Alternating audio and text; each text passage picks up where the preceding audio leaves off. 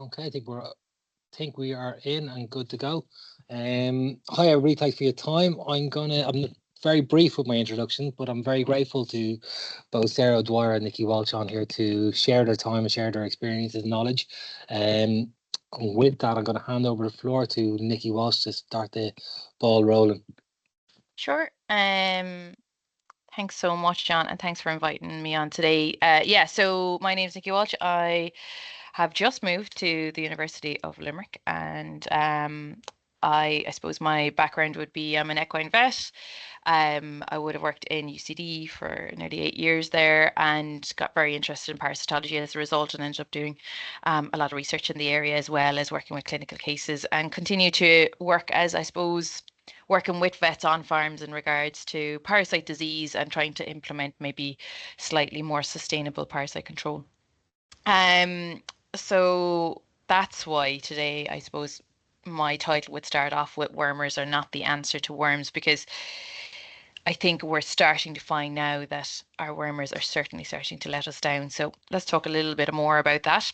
Um, so the outline today, we're going to talk about what are the consequences of these wormer-based parasite control programs that we have, a different perspective on what we could maybe be doing, an approach to solutions, some key messages that we've done a lot of work on that I'd love your feedback on, and then some red flags around disease on farm. And then what's going to happen is I'm going to lead into Sarah Dwyer, who will bring you through some of the scenarios or one of the scenarios that can arise when we lose control of the parasite risk on farm.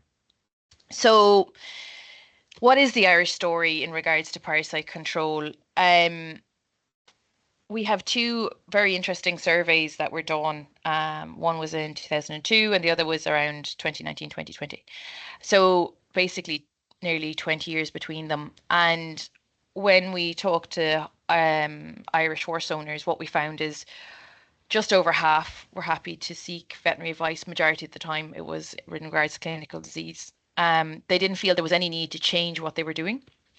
And wormer-based control programs were pretty much the mainstay, and the majority of them were concerned about anthelmintic resistance as a, I suppose, as a concept, but not really as a farm issue.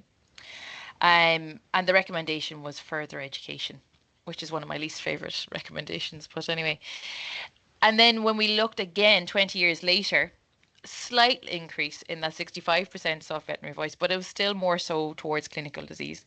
They were the respondents still didn't want to change their treatment strategies. They rarely had a strategic approach to worming, and they were not concerned about anthelmintic resistance on their farm.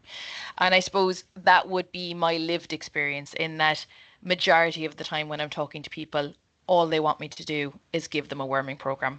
So if that's what you're here for today, just you might as well just log off, because that's not what I'm going to do. And I suppose we've kind of been sold a pup on that we can literally get a calendar or Excel sheet or a protocol that we can apply to all horses in all situations, and that they're just covered for worms. Or up to date on worming is another one that I get told a lot. So it's this ingrained belief system that we have now around parasites and around worms, that wormers are the answer, that has led to a lot of problems starting to pop up in the last 3 or so years.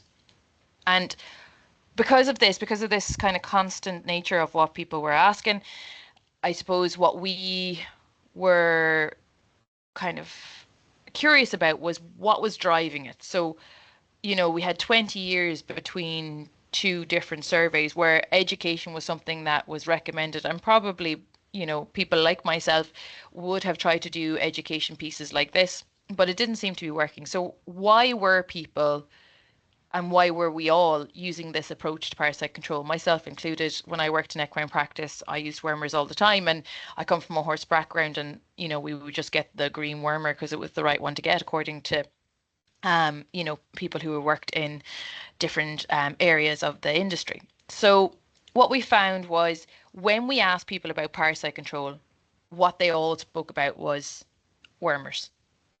That was like, as in, I had to prompt them to talk about anything outside of that. That when it came to pasture hygiene, which is the essence of parasite control, that it was actually tradition that would dictate that. So where horses went before, how horses were moved throughout the year, what was done previously. And there was a confidence in that tradition because it had been done previously. There hadn't been clinical disease on farm, and thus people continued to do it that way. When it came to diagnostics, so we're talking about, those fecal egg worm counts or worm egg counts, whatever you want to call them, or any of the blood testing, basically people didn't understand what they were for. And even if and vets included, and even if they were used, they were incorrectly implemented. So even if you had information from diagnostics, people didn't know what it meant, basically. And as well as that, it was taking a lot of work to collect fecal samples, and especially when you weren't getting the reward from them. When it came to veterinary input, it was associated with clinical disease, but what people felt was there was a lack of consistency regarding advice. So they'd have one vet out and they'd be like, you should give this every year and you should give it at this time. And then they get another vet out and be like, no, no, no, you need to change to this or you need to change to that. And so I think people lost a faith kind of in the veterinary industry as a result. And then when it came to antibiotic resistance, it was only noted when wormers didn't work. And people didn't really understand if there was another way of finding that out, which I'll talk to you about today. And as well, similar to those other surveys, that albeit people felt that antibiotic resistance was an industry threat, it was almost like a concept rather than the reality on their farm. So when it does come to resistance and parasite disease, what parasites are we most worried about, and what wormers do we care the most about? Okay. So when it comes to the parasites we worry most about are the small red worms, or cytostoma is their official name, and roundworms, which are ascarids, the kind of white spaghetti worms.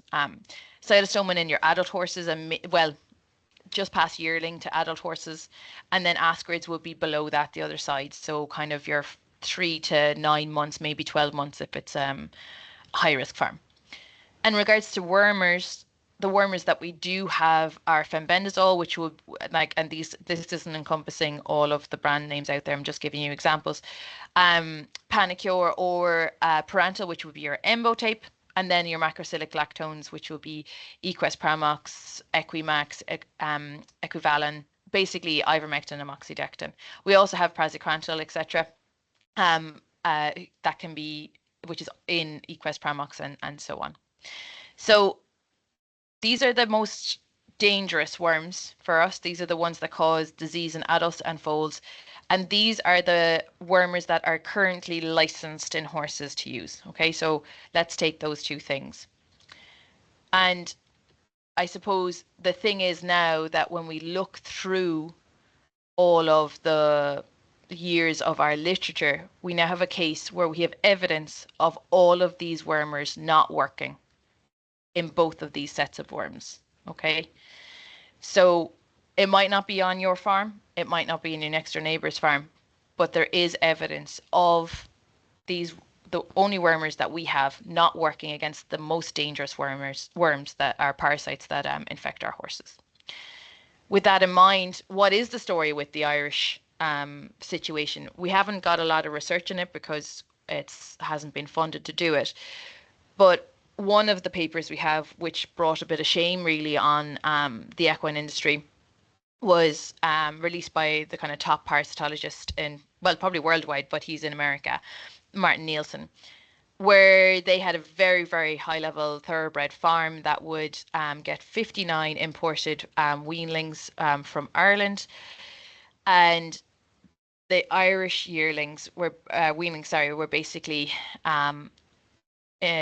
found to have really high level resistance. So when we talk about resistance, when we talk about a worm being able to, I suppose, circumvent a wormer, so get past a wormer and survive, we usually think there's a problem if the egg count, which reflects the adult burden, doesn't go down by more than 95%. Okay, so let's say you had 1,000 eggs per gram. Let's say 100 to make my life easier. It needs to basically go to 0. Okay. for us to know that a wormer has worked. And in these animals, our top wormers, so our moxidectin, which is our Equest, or our ivermectin, which is equivalent, or any of those, we're down at 50 and 23%. Like, that is madness. Like, that means that in your adult population, okay, so the adult worms that are in the belly, not the immature stages, which are far more pathogenic and way harder to kill, there was only a 50% reduction in these animals. So, and these are animals coming from very good farms. So that was our first real alarm bell moment that there's probably something going on here. We only have one other study which isn't peer reviewed, but was done in horses in Kildare, and on one site, ivermectin only had 91% efficacy, which we would be quite worried about. In moxidectin, the same, and in 5 different sites, then our fenbendazole, our Panacure, was very low, below 90%. And to be honest, with some of the Panacures that we see, or some of the results that we see, there seems to be very high level resistance across the board. So we now know we have a problem, that our wormers are starting not to work. We know that we have a culture around thinking that the only way to look at parasite control is through wormers. So is there another way that we could do this? Like, is there another kind of lens to look at this through, to try and change our behaviors in time before we create a problem in regards to resistance? Because just to, not to scaremonger or anything like that, but just to give you a feel for what that actually means. If we get to a point where our wormers stop working, if you have a horse who presents with parasite disease, when we try to treat them, we won't be able to treat them. We won't be able to save them. And you might think, oh, sure, that's like a concept, but we are actually seeing that now. We are seeing horses present with parasite disease because we can't treat them appropriately as we used to with these wormers.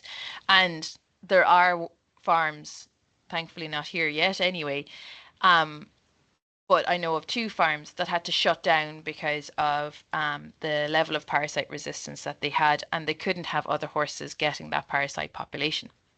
Moreover, some people will say, sure, what we'll do is we'll stop using that wormer on the farm, and then we'll get back that susceptibility, so that parasite population will regain susceptibility and we can use that parasite or that wormer again. But the problem is that the studies we've done, so in sheep but also in horses, there's a really cool study in horses where they found fenbendazole resistance back in the 1980s, and they went back 20 years later after not using fenbendazole for 20 years, and there was still resistance when they used it again. So it would seem that when we do select these resistant parasites, they're actually really, really strong parasites who, you know, are able to, unfortunately, stay and live happily for a long, long time. So what is this new perspective I'm asking of you? Well, basically, that parasites are meant to be in your horse, okay? And the thing is that the work that I would have done in a good bit of my research is that parasites are actually part of the gut flora of a horse, and they train the immune system, they help with the balance of their bacteria, they help with nutrition. They're a really important part of the gut flora. And the problem comes with parasites when we get involved, because we make horses eat in their toilets, right? So when they're in the wild, they defecate and then they move on. And so the larvae that come out, well, the eggs and then larvae that come out of their feces aren't around the horse where they're eating. Whereas we enclose them. We often enclose them with multiple horses and low grass cover. And so of course they're going to have to eat closer and closer to fecal paths, and therefore result in consuming far more larvae than they should if they were free living. And so what I would love, the only message I'd love you guys to take away today is that worms are a pasture issue, not a horse issue. So if you have clinical disease in your horses as a result of parasites, it's not because your worm is not working, even though that's contributing. It's because your pasture burden is too high, because they're meant to have parasites in them, and you have created the problem through pasture issues rather than wormer issues. And so when people ask me for this calendar-based system or this worming protocol, I just want you to kind of have a think about the things that influence parasite levels in a horse or parasite disease in that horse. So firstly, you have to consider what type of parasite you're trying to, approach. Like a lot of people will tell me that they'll dose their foals between 2 and 4 weeks, but like what parasite are they targeting at that point? You know, the age of the horse is really important because what you give to a foal and what you're targeting in a foal and a weanling and a yearling is completely different to what you're targeting in an adult. And the antibiotic regime up until now, because as we've seen, you could be fighting a resistance population, and that will definitely influence what antibiotic you'll select. The other thing is that unfortunately our parasites are free living things, so therefore they're influenced by the environment, and they're influenced by our climate. And that's definitely a factor that's starting to play a role in us seeing a lot more parasite related disease. The other thing is that our horses have a part to play. So their actual gut flora can predispose them to different levels of disease. Their grazing habits in regards to how closely they graze near fecal paths, and sometimes that can come into play when they're being maybe if they're being bullied or they're in high stocking density. And stress. We see that with, animals coming back from sales or animals being broken in or even animals going to race. It can affect how they manage the parasites, just like us. And then, of course, the biggest part is how the pasture is managed. Is there cross grazing? Is this a farm that has 50 years of horses on them, never haven't seen any other animal? Is stocking density really high? Is there any other things going on in regards to how the pasture is managed?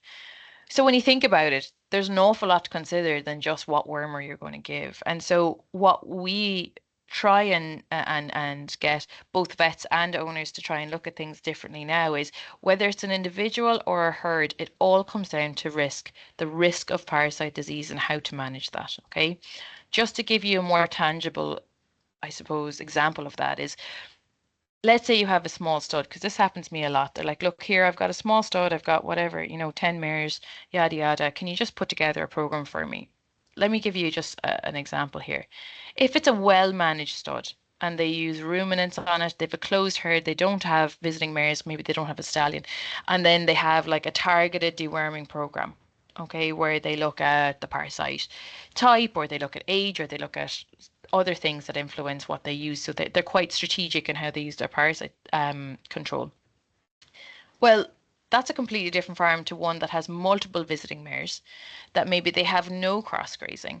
They might use horse manure as fertilizer, and they might just use one wormer like Panicer because it's very cost effective, and they have been told quite commonly and often, sorry, quite often, that, 5 days Panicer cures everything. Okay. They're two completely different farms in regards to risk assessment, and thus they need specifics around what they should do. Or the other one that I get is, I have a 5-year-old cob, what'll I give him? And, the thing is that, let's say he's born on the farm. He was dewormed coming into the winter time. He's maybe out with another hunter, or he's out with other low risk adult stock.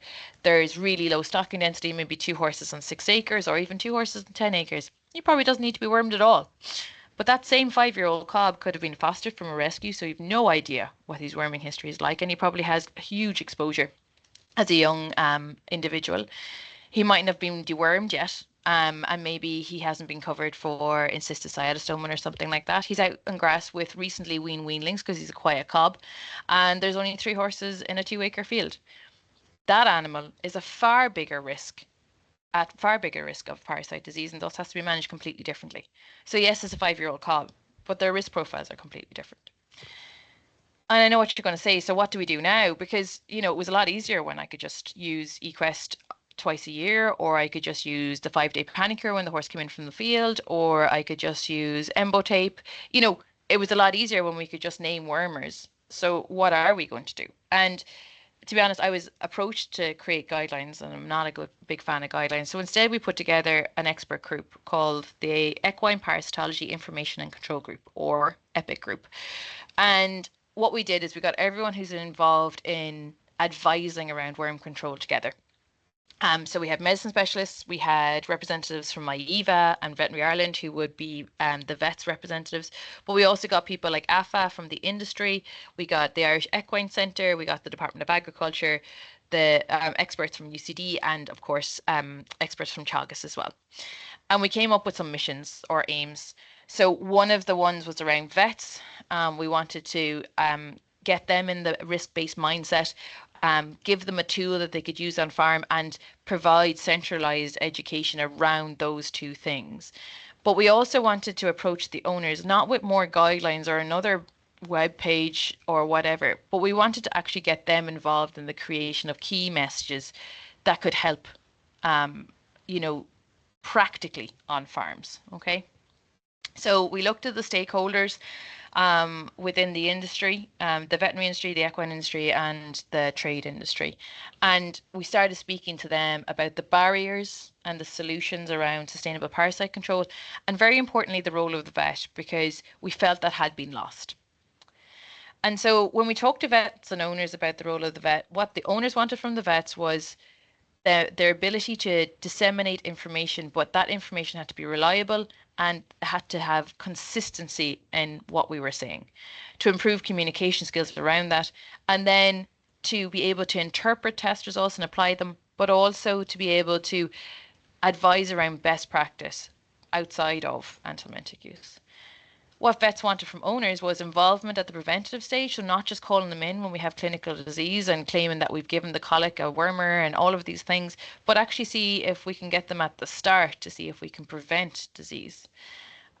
They wanted to be recognized for the fact that if you're going to take an hour of your time to go through everything on a farm, that they would be paid for that, that wormers would be purchased from them, and that people would actually listen to their advice as opposed to, you know, just ignoring what they had to say.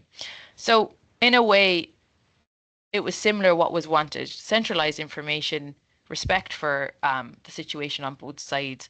And so we went about creating the equine parasite information and control module for vets. This was a 5-week course that was run in UCD around risk assessment and again around re-educating vets on how to approach parasite control. And we had over 30 vets partake in that. And even more so, we lobbied the Department of Agriculture. And now this year, for the first year, we have what's called a parasite control TASA consult. I'll talk to you a bit more about this maybe after we go through the presentations, but for the first time, the Department of Agriculture are sponsoring vets to get educated in parasite control and sponsoring the time for vets to go out to owners like yourselves and actually sit down and do a parasite control consult. Okay, so all the things that everyone wanted is now available. So it's now whether or not we can actually capitalize on it. And then moreover, there are going to be changes, even though I've heard recently they might be pushed out, but that isn't confirmed, that there's going to be legislative changes in regards to the use of antiparasitics in food animals, and horses do fall under that. And so the practical implications of that means that you would need a script from your vet to be able to to buy a wormer, but the scripts can be given on diagnostics alone. But we feel that this could be a really good opportunity for vets to get involved in parasite control programs. Now, if you put that together, so a legislative gateway, and you put that together with funded visits and education of vets with centralized information, this is the opportunity. This is the first time that I could honestly put hand on heart and say we have a real chance of having a good crack at trying to get parasite control right. And if we go back to those aims and back to the fact that we wanted to create key messages for that were created within the industry, we went about doing that. And as I say, moving away from guidelines, we decided we'd have a different approach. And so what we did is we worked with the EPIC group to identify behaviors that we felt were contributing to parasite disease risk, but also antibiotic resistance creation. Okay. Then we wanted to identify behaviors that are actually implementable and impactful. Because what I would have found in my experience going from clinic to academic and so on is that so much of the advice coming out, people couldn't actually put in place on their own farms and wasn't bespoke to their own farms. So it didn't make sense for them. Then we wanted to create key messages, but then the most important thing is we wanted to go to the industry and see what they thought about it, get their feedback, reevaluate it, and when we finally felt we were happy with the key messages, to disseminate them. So what we did is we did 7 focus groups with schools, riding schools and livery yards, with the sport horse, both commercial and kind of small to medium equine enterprises, thoroughbred breeders, thoroughbred trainers, charities, vets, and then the leisure industry. We collected over 160,000 words and 450 pages of dialogue, and we assessed all of it. And it was all based around those target behaviours that we wanted to try and bring to farms. And we finally created the NEI acronym, basically. So the 5 key messages that we wanted people to take away. They mightn't be able to implement all of them. They might only be able to implement one of them, but we felt any one of these could have an impact on farm and could be implementable on different farms. So I won't spend too long on this slide because I'm going to go through them individually. So never trust that a wormer works, always check. So this comes back to that whole introductory piece that I was speaking to, that, when we use wormers, we have to be very careful that they're working. And if they aren't working properly, we are propagating a resistant parasite population. Okay. And this is back to that perspective that we're trying to get, that when we think parasites, we have to think pasture. All right. So what population do you have in your pasture that your horse is consuming? So when we go about targeted deworming, and we don't blanket deworm all our horses, and we try and pick the right ones and so on and so forth, what we're doing there is we're making sure that when we kill the worms in the horse, in some of the horses, we're not killing all the worms in all the horses, which allows some of the population on that ends up being back on the pasture as susceptible to a wormer. Whereas if we blanket deworm on a regular basis, that 6-week, 8-week, or even 10-week constant worming, and the rotation of wormers even worse, then what we're doing is we are getting rid of all of the susceptible worms, and what's in the horse and on pasture and continues to go back into the horse is a resistant population. Okay. So not only is your wormer not working, you're also creating a parasite population where the wormer is continuing to not work.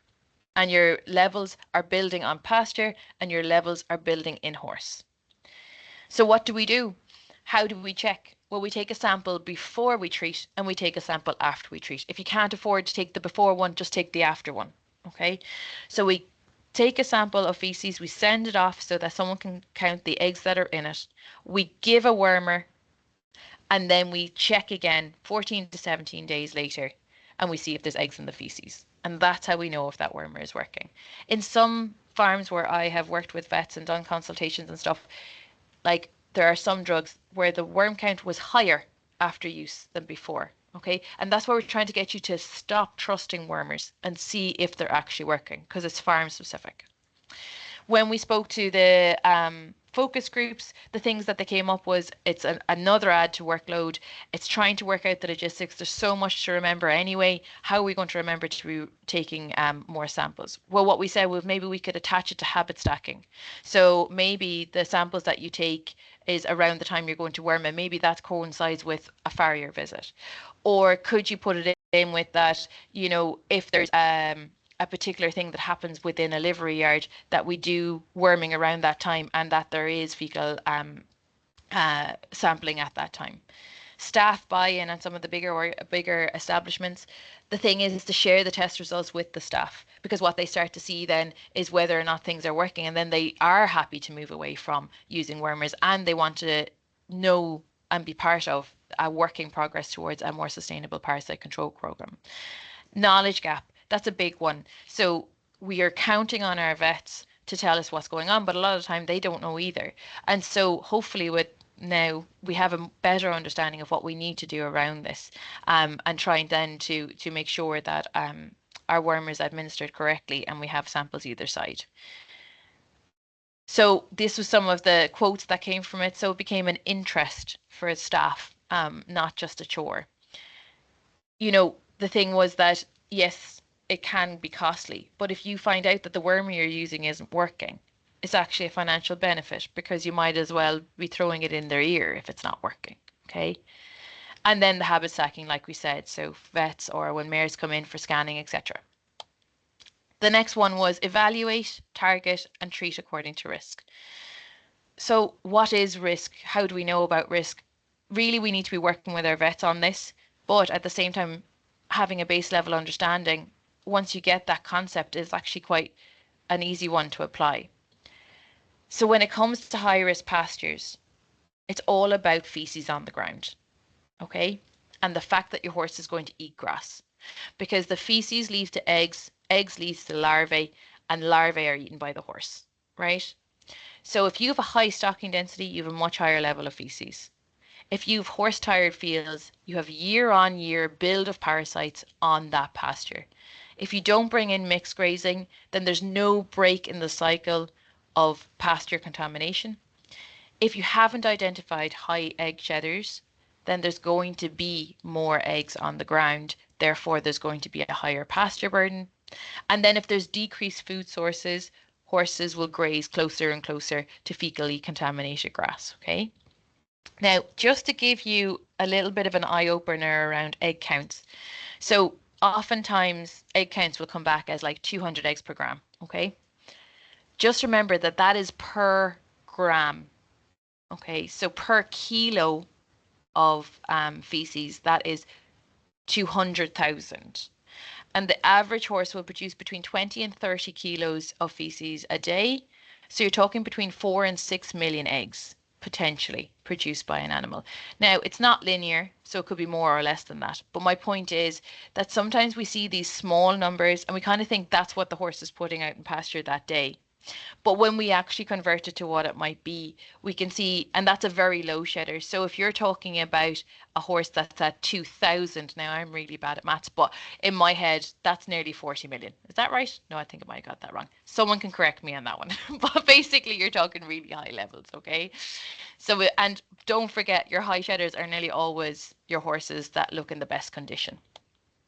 Then our high risk horse is your immature horse, so anything under 5, but really anything under 3. And then once they're under 1, they're so at risk. Okay, they are really what we would consider particularly at risk cohort.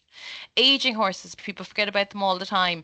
They're kind of golden oldies, the ones that have now got Cushing's, you know, they're starting to lose condition, etc. Stress, so particularly around sales or being broken in, things like that, and then concurrent disease. So if they have a virus going on or something along those lines. So when we are talking about targeting, we really want to know, we really want to target when regards to treatment our young stock, our high shedders, and our aging horses. Okay? And then the rest we will treat accordingly. But we really need to focus on those 3 cohorts, your young stock being the most important ones. Again, in regards to what the industry fed back to us, they said that, you know, identification was key. So building records and results. And that I find when I go out to farms, particularly farms that have problems, that's the panic. I go, okay, so what was treated when? And they don't know. And then they feel guilty that they don't know when. That's no problem because this happens to us all. Like, you know, you get busy, you don't record things. But if you start to see a trend in something, or you need to look back because you now have disease, it's really, really good to have some sort of level of recording of what you've given when. And when it comes to fecal egg counting, that's when we start to see trends, is when we start to really focus on taking regular samples that we can build. When should we take those samples? That is dependent on your stock, how you're stocked, and everything like that. So I can't give you a textbook on that one. If you're, you know, again, logistics, we're back to logistics. Again, it's the habit stacking. And then again, the knowledge gap. But of course, it's about interpreting results and being able to apply a risk assessment, which we're hopefully working on with the vets and with you guys now. So sometimes the ones that you suspect are not the ones with the high counts, okay? And the ones that you think are fine are. And that's the big difference when it comes to high shedders. You actually might end up saving yourself a lot of time and money because particularly in low risk establishments, I know a lot of low risk establishments that are still using wormers 4 times a year. There's probably absolutely no need for that. And then of course, you know, if you start recording a history, you'll be surprised how you yourself will actually find trends. You don't even need the likes of me to point them out to you. Isolate and test new and returning horses. Okay, so that's what we mean about that is horses that have gone elsewhere and returning, or new purchases, because you need to know what you're introducing to your herd. So perhaps you send horses to another farm, you don't know what their land is like, you don't know what the contamination is like, you don't know if it's horse tired fields. Maybe you've sent it to a place where they give regular worming or interval worming, and now you're not worried about the parasite disease coming back. You're worried about the resistant population of parasites coming back. Maybe you've sent mares out to be foaled down or mares out to be covered, and now you have young stock coming back from a farm where you don't know what they're coming back to, and they're coming back to your young stock, and you have to be careful what you're going to be introducing there. So what we say is, if it's a low risk animal like this mare who's out on 10 acres by herself having a great all time, and she went out to a place to spell, she's probably going to be all right coming back in. If it's a high risk animal, so something coming from a sales, a weanling, young stock, you really need to be testing and probably treating with those. If you're worried about antibiotic resistance because they've gone to maybe to be broken into a place that does regular interval worming, but the horses aren't even on pasture, so all you're selecting for is resistant parasite population, then maybe you need to test, treat, and test again. Again, when we spoke to the industry, they were saying facilities can be tricky, but maybe, don't forget that you can actually just stable these horses if you're not worried about other kinds of diseases, or you can pop them out into a paddock and just clean that paddock afterwards. The timeline can be shortened because we do recommend 2 weeks, but the timeline can be shortened if it's a low risk animal, or that testing can be done to show that you don't have a large parasite population or resistant parasite population in that animal. Personnel buy-in again, well, a lot of the time using whiteboards, using notes on doors not to put out animals so they don't get popped out at the weekend because people don't want to muck them out or whatever, or make it one person's responsibility, and we all have that person in our establishment. It might be you yourself that is good at keeping tabs on these things and being able to know when horses can go out. And so leaving young ones settle a bit is I would consider a very important thing. The traffic light system, so that's when horses are not allowed interact, or maybe that the risk is lower so they can. And then of course animals coming back from high risk environments like the sales, they're usually a bit stressed out, a bit shook themselves, and maybe would have higher worm burdens as a result. Graze pasture with other farm animals, so sheep, cattle, and the other being the likes of alpacas and whatnot, but I have no experience with them, so I can't give you any advice. But basically what they are is worm hoovers, okay? So they eat the worms, and the worms cannot survive in them, and so then they die off. Okay, so they're like biological hoovers is what we call them. And you can either graze stock with your horses, or you can graze stock before or after, depending again on what you're trying to achieve. The things that came up with that was fencing, um, access to these animals, because not everyone has sheep and obviously cattle on farm, and then the paperwork and the care of those animals, so veterinary bills, etc. But what we found is, for instance, when it came to sheep, electric fencing was advised. When it came to cattle, look for easy breeders. And when it came to like some of the more difficult things around whether or not you need a herd number and so on and so forth, if you work with your local farmer, it actually turns out that documentation can be given in and out and allow you to have those animals on farm. And a lot of the time, if there's something goes wrong with those animals, you can just call the farmer and they will come and do the veterinary side of things, etc. So it's just about collaborating, I suppose. Easier said than done in some situations. And then I never tell people to poo pick because I find it just turns people off straight away. But what we would encourage is that you try and get the dung removed from high risk horse grazing areas, okay? So you're talking about your very young stock. So a lot of the time people will have these lovely little paddocks or good paddocks near their stables where they would often have their mares and foals, but then they might also have visiting mares if they're trying to like scan them more often, or they might have like young stock there so they can keep an eye on them. And what they're doing is they're layering more and more risk onto that pasture. And all we ask is, if you're going to be putting high risk stock onto that, so your weanlings, your yearlings, or your foals, that you try and clean that as much as you can. Not your 10-acre and 20-acre fields, but at least the small ones where we feel that a lot of disease can occur. Or high density young stock grazing. So if you have 6 weanlings in a small field, because you don't want them running too much, or you need to keep an eye on them, or they're coming in for prep or whatever it might be, it's trying to keep an eye on those kind of fields too. Paddock sweepers are definitely becoming more, they're becoming better and they're becoming more economically viable. But unfortunately for a lot of people, it's still the manual fecal removal. The thing is, ideally, we should be doing it once a week. To be honest, in some of the conditions, it's like every 3 days, but that's unrealistic. But even if you did it every 2 weeks or you did it once a month, it's certainly a help in regards to parasite load. So in regards to workload, we're talking machinery or a dedicated person. In regards to machinery, test before you buy it. And probably do manual picking up of your small nursery paddocks because the machinery in wet weather can cause damage. And again, in regards to staff buy-in, it's about this kind of work, trying to get them to see that feces are parasites, and if you remove them, you actually decrease parasite load. What they were saying is that even on bad conditions, people who have used these paddock sweepers can still get about 50% of the feces.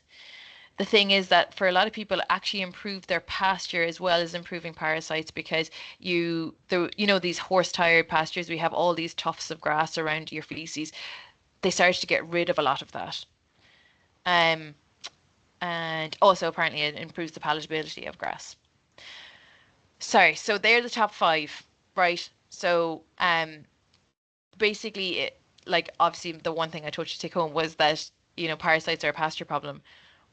But if you wanted to see what you could do in your farm, you could look at those 5 and see if any of them are something that you could try and implement because they will actually have an impact.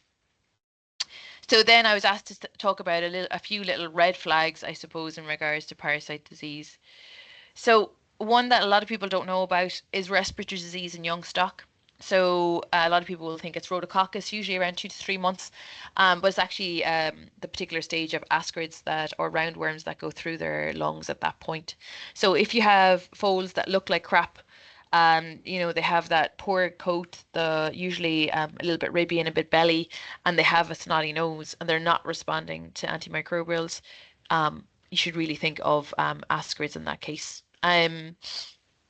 And if you're having clinical disease at that level, you're at risk of having clinical disease when they turn to kind of 5 to 6 months and onwards, which would actually present differently with that particular parasite, but could result in fatalities.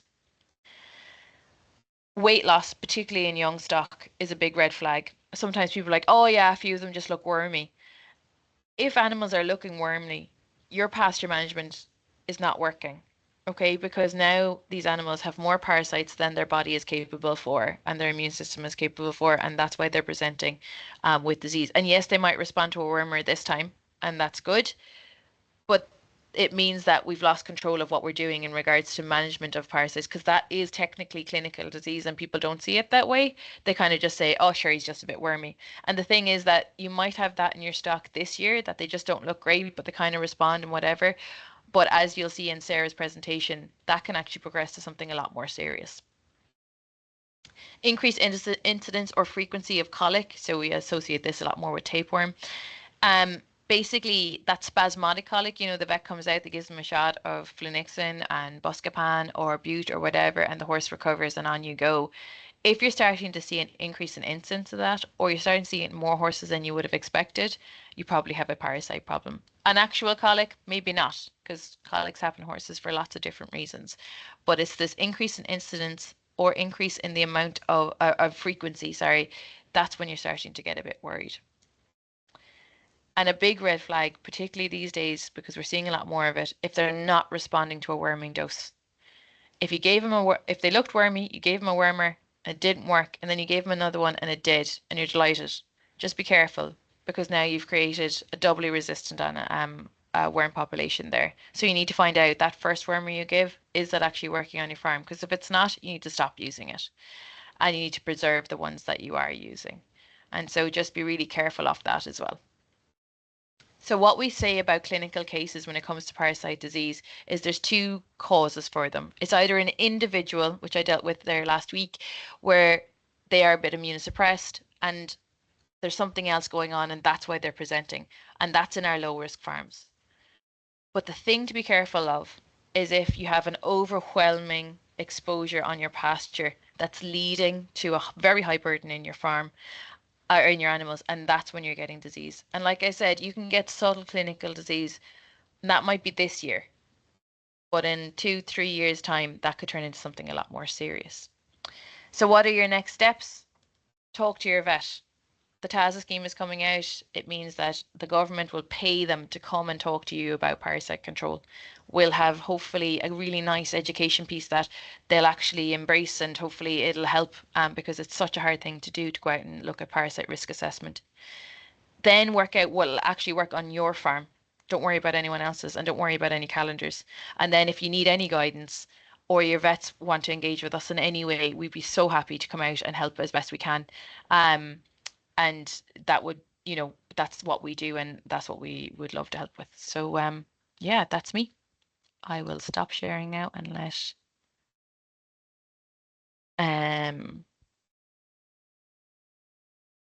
yeah, I'll let Sarah, did you want to, or John, do you want to come in there, or I can introduce Sarah either. Yeah, I'm very busy taking lots of notes here, Nikki. That's fabulous. Good. No, I think we spoke earlier, letting the questions come at the end. So, Sarah, if you want to take over and take the lead, and then we'll provide opportunity for questions at the end. Okay. Okay, perfect. So I'm just going to talk to you about an outbreak of parasitic disease on a thoroughbred farm that I dealt with when I was working in Kildare. So a nice bedtime story for you all. So just a history, just to give you the background of the farm. It was a 32-acre farm, and it had 4 by 8-acre paddocks, and there was never any more than 8 horses per paddock. So they did do rotational grazing, and what they would do would move the horses dependent on the grass growth. So they would look at the grass in each paddock and decide where to move the horses based on that. There was never really any more than 24 horses on the farm at any one time. And there was no mixed grazing. So they didn't have any cows or sheep. They didn't do any routine fecal removal. They did worm, but there was no strict protocol in place, and there wasn't a strict recording protocol in place either. And they had no routine fecal egg count testing or diagnostics done on the farm. So it was autumn 2022, and 3 young thoroughbred national hunt horses were admitted to the hospital, so between the ages of 12 and 18 months old. So on the farm, 9 horses had presented to the referring vet with a history of weight loss and diarrhea of varying levels within that 9 horses. So the horses had been reported to be up to date by the owner on worming, and they had a history of being wormed in the previous few weeks. 9 had been treated with broad spectrum antibiotics by the referring vet before referral, and they'd also been given 5 days of Panicure. They'd been tested by the referring vet on farm, but before referring as well for other potential causes, such as Lawsonia, which can cause weight loss and diarrhea in young horses. The 6 other horses stayed on the farm. They were showing similar clinical signs, but they weren't as sick, so they weren't referred into the hospital. We treated them on the farm. So when these horses arrived into the hospital, all of them had acute weight loss. And what I mean by that is that the owner of this farm is quite a good horseman. And, he would be very knowledgeable about feeding horses and prepping national hunt horses for sales and managing stores. And these horses were really, really, really quite thin. And this had happened really, really acutely. 2 out of the 3 of them had diarrhea, and 1 out of 3 of them was quite dull. The other 2 were bright and they were looking around. They wanted to eat, but one of them was very dull. And interestingly enough, the 3 of them did have temperatures, but when they're in the hospital, we usually examine them every 2 hours or every 4 hours, depending on how sick they were. So sometimes they would have a temperature, and then 2 hours later, they wouldn't have a temperature. And interestingly, with the temperature, when they did have a temperature, they often had a high heart rate, and they sometimes would show signs of a mild colic. So their heart rate, they'd be standing there quietly, maybe shifting their weight, maybe lying down, just not quite right. And then you'd go in, take their temperature, it would be high, and then their heart rate would be maybe 60, when normally a resting heart rate of a horse would be 40. So 2 out of 3 of them weren't eating up. 2 out of 3 of the horses had swollen legs. The 2 male horses both had swollen prepuces, quite marked, as you can see in the pictures here. And one of them had a swollen rectum. And that was because you can see the diarrhea on his tail on the picture there on the left. That was associated with the amount of straining that he was doing and the irritation from the profuse diarrhea that he was passing. So I made a diagnosis of acute larval steatostominosis, which is quite wordy, but we'll call it ALC. And I suppose, what is ALC? So ALC is associated with the redworm. And we know that there's 40 species of redworm that we have in horses. And we know that they're probably the most pathogenic that we see in our equines at the current time. So just to talk to you about their life cycle, the eggs are, sorry, I can't see that now, a second. The eggs, the adults lay eggs in the lumen of the gut, and then these eggs are shed out onto the feces. The eggs then develop within the feces into L1 and L2, which are stages of the larvae.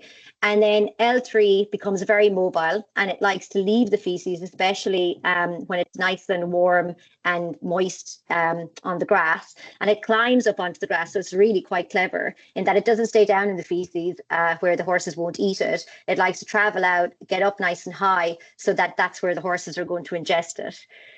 And then when they ingest these L3, they burrow into the wall of the large intestine. And from there, then they encyst. And they can do a couple of different things. They can stay encysted and they become L4s, and they can become then adults quite quickly. Or they can stay as L4s within the lining of the wall of the intestine. And we don't really know why they do that. It might be that when they get to that stage, there's adults in the intestine at the moment. So they say, right, I'm going to stay here and wait.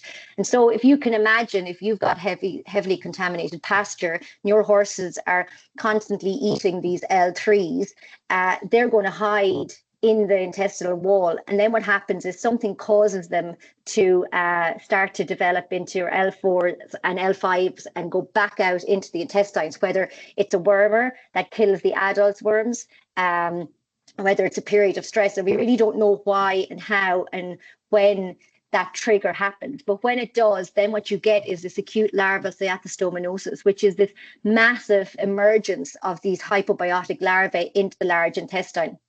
And you can have clinical disease caused by that. But remember as well, it's a pretty clever little parasite in that the L3 go into the intestines. So that's damaging the intestines. You have to imagine they're piercing the wall of the intestine.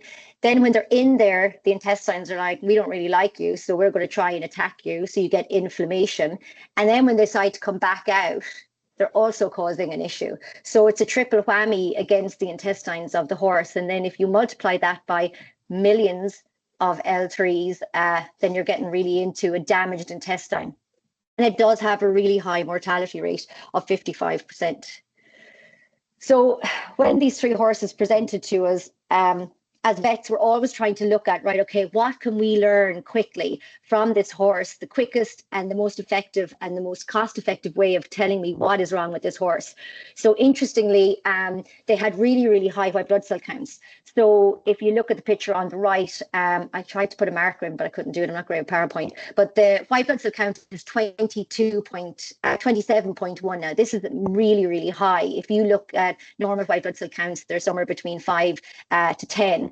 So that was our first kind of indicator that we knew that this kind of high white blood cell count was associated with parasitic disease.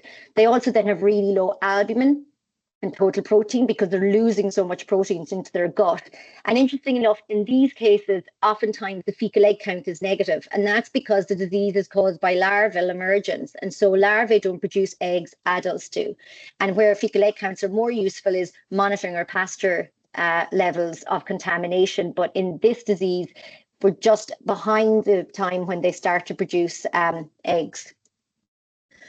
So initially we treated the 3 animals in the hospital, and I suppose for me today, the big thing that I want to get across is the cost of that.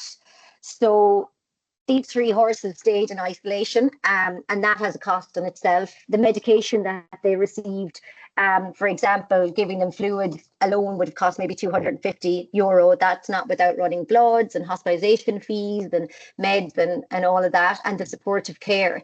And it wasn't always successful. So unfortunately, one of the horses actually, we had to euthanize him on humane grounds because he just got so sick that he wouldn't get up for us. And he stopped eating completely. And despite our best attempts and best treatment, we euthanized him on the 3rd day. But these 3 horses collectively probably had a bill of somewhere between 10 and €12,000. The guys on the farm, again, this is labour intensive for the people on the farm. These horses need to be treated 2 to 3 times a day. They needed to be fed up with special feed. And again, it wasn't always successful. And I'll show you a picture of some of the horses that we actually ended up euthanizing as well that were treated on the farm. So all of the horses got anthelmintic treatment. And I suppose one of the other things I wanted to draw your attention to is normally this disease happens after you've wormed your horse. And so when the vet suggests to worm it again, there's like an ashen face. But actually, when you manage it properly, giving a weight-appropriate moxidectin dose can be life-saving, but you just have to make a treatment plan in order to do that. But what you're trying to do is you're trying to target the larvae in order to kill them and avoid that mass exodus from the intestine, because you don't know, there could be billions in the intestine waiting to emerge. Another big thing that I want to get across to you is that it's very simple once you're in the treatment plan, keeping it very simple. So we found that giving them just a really highly digestible fiber content, not making it with stud cubes or with high protein ration, just plain simple grass and fiber cubes, good quality hay and haylage, really made the difference in some of the cases that I've treated, along with medication, but definitely changed horses that I've been asked to look at, and they had been on 14% stud cubes in an attempt to build up these babies back up to a normal kind of a body condition score. And then we changed to fiber cubes. I just put up top spec. I don't have a particular brand I like, but I do really, really like fiber cubes for these type of cases and other cases as well. I think they have a really good role and good quality grass. So just to put it in perspective, then the horse on the left is the horse that we treated, and that's it on the right. So there are horses that we can successfully get back from this disease. However, it did take, a fair bit of cash and a good bit of time and effort from the owner. I should say that the 8 that did survive, 2 of them were sold and 6 of them he kept and he put into training. And the trainer has remarked that they're as mature as any other 4-year-old pointer at present. I should also say that the horse that died, his full brother was sold for north of 150,000. So, this has a huge economic burden on people, I suppose, and an economic cost, and it can happen to any horse. This is one of the horses that unfortunately we failed to save. So this was unfortunately before we euthanized him on humane grounds. And he was treated the very same as the horse in the previous picture. So the horse on the right, the horse on the left went on to be the horse on the right. I didn't take a picture of this guy at the start, but he was treated exactly the same as the other 8 in regards to aftercare and monitoring, but he just never recovered. And so the damage that was done to his gut was so extensive that he just couldn't physically absorb nutrients and build up his muscle mass. So I think for me, the take-home message is that this is a disease that can affect all horses. It doesn't matter if you're a thoroughbred farm in Kildare or your sport horse farm in Galway, or you've got 2 ponies in Tipperary, and that the clinical signs can vary. There's usually a history of giving them a wormer. The fecal egg counts may be negative and mostly are, and most owners are shocked. So in the 3 outbreaks that I've dealt with over the last 6 years, when I initially said what I thought it was to all 3 owners and other vets that were standing around, nobody believed me for probably the first 24 hours, but I continued on with my treatment plan anyway. So going forward then, why this case series is really important is that it's allowed us to take samples of these horses when they're in the throes of this awful disease. And what we've been able to do is through Nikki and through Orla Byrne, who's Nikki's PhD student, is we're trying to see what can we get, what other information can we get, so that when we go out as vets to you guys, we can say, yeah, we think this is definitely, acute larval steatocystominosis. And what they're doing, Nikki and Orla, is they're typing the larvae. So we're sending in the feces, they're looking for the larvae. And then I said earlier, there's 40 different species of larvae, or redworm.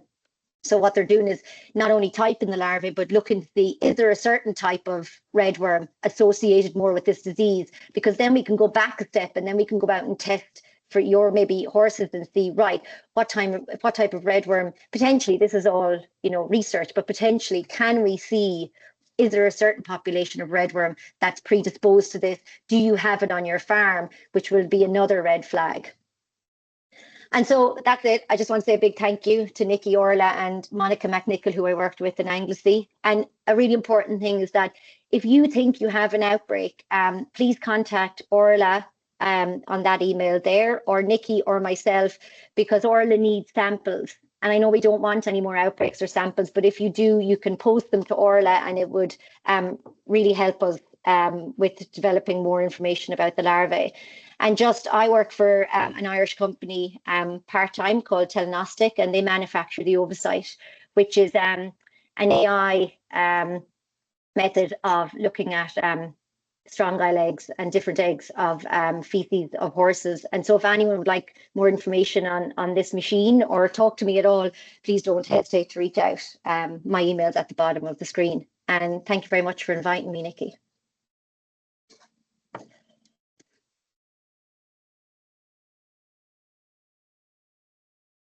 Thanks, Nikki. Thanks, Sarah.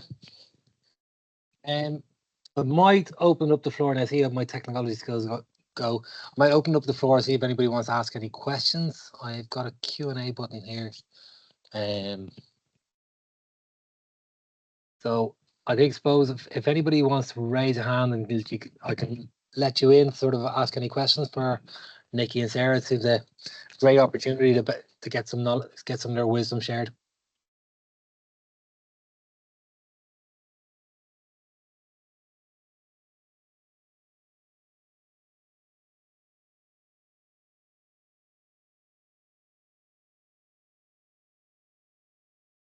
Aisling, do you want to come in?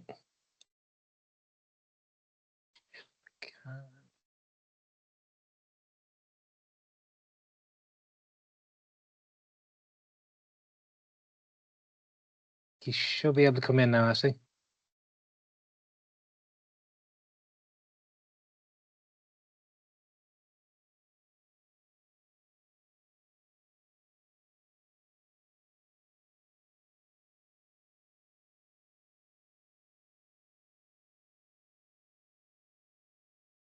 Oh, I'm going to get caught my technology skills.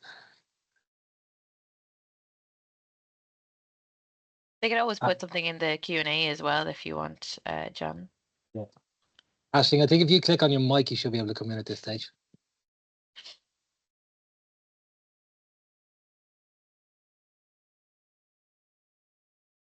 Okay, there's plenty coming in on the...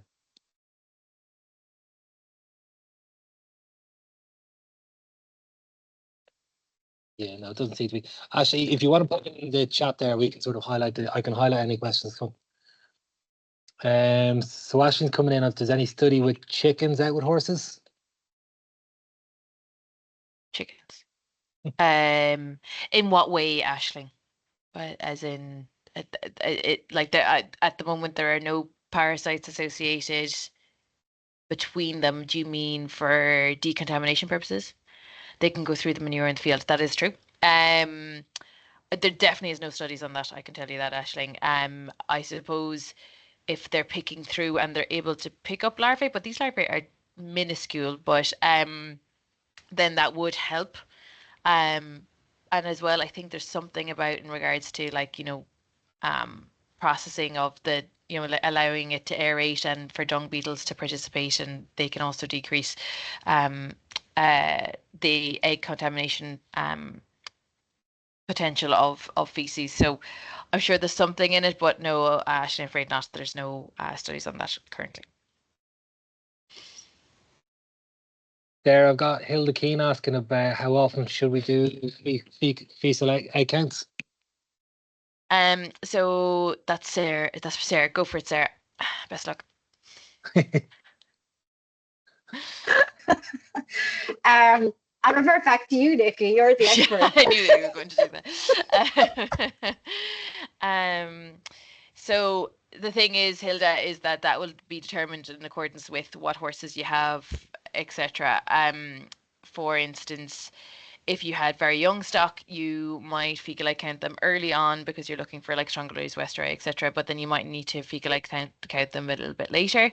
If you are talking about your general adult stock that are reasonably low risk and you want to know if you can avoid using wormers and you're trying to find high shedders, then you might fecal egg count them 2 to 4 times a year, depending on the risk of the pasture. So that's a really political answer, but this is the whole thing about parasitology, I'm afraid. There was other things that came in there, I think in the chat, was it? So Barbara Cass has come in and elaborate on the treatment for bots in the autumn would lead to resistance. Bots. I don't tend to advise treatment of bots at all. So I don't know if you do, Sarah. No. It's a very rare, even though I did talk to a vet, because parasites always prove me wrong. I did talk to a vet very recently who had a positive response to treatment of bots in a horse who presented with gastric ulcer-like clinical signs, but otherwise I don't treat for bots at all. Okay, Fiona Hardy came in asking about topping the field and helping out. I would say it would certainly improve situations for sure, but our little larvae are pretty nifty, so they can sit up on even short grass. So it definitely helps, I would say, Fiona. Yeah, definitely helps. Yeah.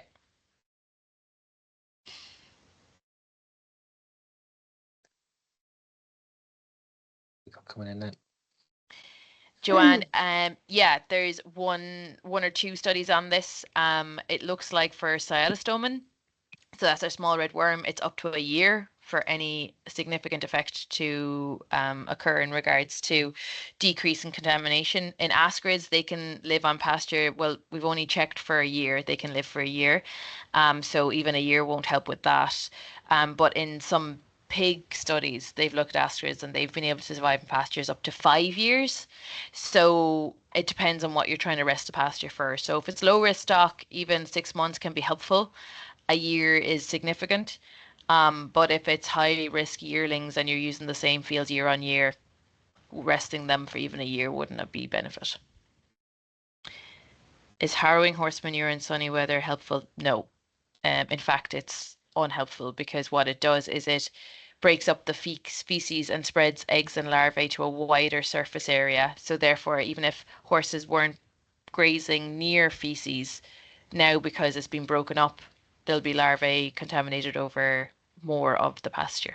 So unfortunately, actually harrowing can increase your pasture levels. ChatGPT did me wrong there, Nikki. It advised harrowing. And ChatGPT can be very good. It generally tells you to get in touch with your vet, which I like about ChatGPT. Yeah. Is there any other bits, guys? There's another in the Q&A somewhere. Let's see. I'm involved in new setup where there are 10 to 14 horses. All are going through vetting and strangles testing. The site is new and the paddocks are all bed. Overflow grazing is on for. This is a long one, Libby. What would be a good way to start and understand the horses we have? I'm looking at recording worm egg counts. Yes, excellent. Yeah, Saliva testing, other yards similar to ours, use counts once a year and treat on results. Is that enough? No. Once a year fecal counts isn't enough. You can use saliva testing in low risk horses for tapeworm. And you kind of you'd need someone to come in and just analyze that a little bit more for you in regards to the profile of those horses, etc. And then you'd be able to work out a program. So hopefully your vet will be able to do that with you. If not, get your vet to get in touch with us. In the chat there, we've got any tips to encourage dung beetles? That's a little bit outside my. Don't use ivermectin. Yeah, antibiotics. Yeah, antibiotics kill them off. Yeah, and antibiotics will stay in the feces for up to 70 days if it's ivermectin. So. Okay, and is reseeding better done by ploughing or one-pass seeding? I don't know what one-pass seeding is, so I don't know the answer to that. Ploughing, I would presume, would help, but sorry, like I should really know more about grassland management, but I really don't. But ploughing up field does help in regards to parasite control, yes. Okay. I think there's a guy in Ireland, what's his name? Oh my God, I should know his name. And he's big on dung beetles. He's like a world expert. Yeah, he was on I watched a webinar. Yeah, I watched a webinar about him. Yeah, he's on Countrywide. Duncan. I think you can actually buy, like, he harvests them almost, like you can get them for your land. Yeah, put them back on. Thank you so much. Just wondering, should this be considered as part of the differential diagnosis of trying to figure out what might be going on? Like, would presentation not always be as drastic as the cases Sarah described? Just wondering, as a mare treated for ulcers and Lawsonia so far, I'm not sure at the bottom of things. Yeah, sciatic is a spectrum of disease, and so it can present like an outbreak, but even within, which I'm going to let Sarah talk to now, even within Sarah's, you'll hear she'll describe that they didn't all present as drastically, and Lawsonia was one of the differentials. So, however, Lawsonia we do normally associate with 2 years old or younger. So it's just interesting to see that your horse has been treated for that. I wonder, is she around that age spectrum? But Sarah, the medicine guru, you talk to that there, Sarah. Yeah, I wonder what age she is. Like, when you say older, is she 15 and what's the biggest problem? Was it that she's poor performance? Is she not going in foal? Has she weight loss? Or like, is she losing weight, or she's just not putting on weight and she hasn't for a period of time? Because, there could be something else. Yeah. Yeah, and then Cushing's will make her predisposed to worms because she's in a high risk category. So it's not just young horses, it is horses over 15 or with comorbidity. So, I wonder, you'd have to start at the very, like, it must be weight loss if they tested for Lawsonia. Yeah, I was thinking the same. Yeah. But as you can see, yet again, Laura, we've more questions than answers. Not that simple. Martha asked, do wormers impact the gut microbiome of horses? Would you believe, Martha? I did my PhD on this. Yes, they do. Yeah. And we think it's actually a contributing factor to the horses who present acutely with acute laryngostomy. We think they also get a dysbiosis. So, yeah, it is a big deal. And that's why we have to be quite careful around our use of anthelmintics in horses. It's not just a willy-nilly thing, it's a bit like antibiotics. So certainly it does. Yep. Are we able to have a copy of the slides? We should be able to give you a PDF from mine anyway. Maybe not yours, Sarah, because a lot of information, sensitive information on that. Yeah, unfortunately, I'm happy to talk to anyone at length or if they want me to present it against them. But because the animals are actually still alive and they're owned by people, and the pictures, I could take out the pictures and some of the data. Fine. Yeah, but yeah, if there's something specific. Yes, the recording. There you go. Actually, James has come in with a valid point there. There's a recording. You can watch that. Yeah, that would be perfect. This is recorded. Yeah. Laura came back in to say she's 9 and has got poor performance. She's new to me. I'm not that old. Definitely wouldn't have thought Lawsonia anyway. And her heart is okay. And she doesn't, like, when you think of poor performance in a 9-year-old, usually the first thing is lameness, second is respiratory, and third is cardiovascular. They would be Not the top disowning. 3. Yeah. So if it's poor performance, I'm sure your vet has done I'm back in a all second. of that, those 3. Sorry, I don't know. If you have my email, I'm happy to, if you want to go a little, I don't know. I'd be very surprised if it was God. Then now watch, it'll be a parasite burden. They'll be like, Yeah, exactly. yeah, she doesn't have a clue what she's talking about. But sorry, Laura. If you wanted to email me, maybe I could try and help you a little bit more. But it's hard with this. I suppose maybe tapeworm. Maybe you could. Have you done a saliva test? Like tapeworm could probably be. And if she doesn't have gastric ulcers, maybe she has colonic ulcers. They're hard for tests for. So, you could trial a treatment for colon ulcers and see does she improve. Don't know. So, yeah. Right stuff. I think that's all the questions there, ladies. Can I just say thank you very much for your time? Been really educational. Thank you very much for everybody coming on, and thank you for Boehringer-ingelheim. I think I got the pronunciation right. Yeah, I think you did well there, John. Yeah, thanks for their support. The plan is to do another 3 to 4 webinars on equine influenza, Cushing's disease, and hopefully about gastric ulcers. So there'll be a little bit more information coming forward. And we'll have a schedule up there in the next few weeks. Thanks very much, ladies. Super. Thank you. Thank you. Have a nice evening. Bye.